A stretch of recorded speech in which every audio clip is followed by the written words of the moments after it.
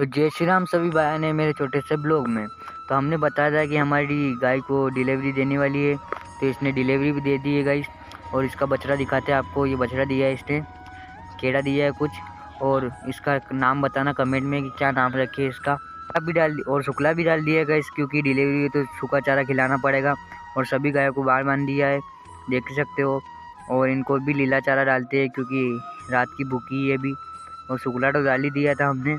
और आप देख सकते हो हमारा शमशेरा इधर बंधा है, और ये फार्म में कुछ हमारा देख सकते हो। और तीन चार ही केड़िया इधर बंधी है और 2 गाय उधर बंधी है। आपको दिखाते ये 2 गाय इधर बंधी है, ये देख सकते हो आप। और कोहरा भी बहुत हो रहा है गाइस, दिखाते हैं आपको। ये देख सकते हो सुबह 5 बजे उठ के आना पड़ता है, तभी जाके मेहनत के फल मिलता है। डेयरी फार्म में कोई बच्चों को खेलनी गाइस। और वीडियो पसंद आया हो तो गाइस लाइक करना, शेयर करना। मिलते हैं गाइस दूसरी वीडियो में। आज के इतना ही, बाय।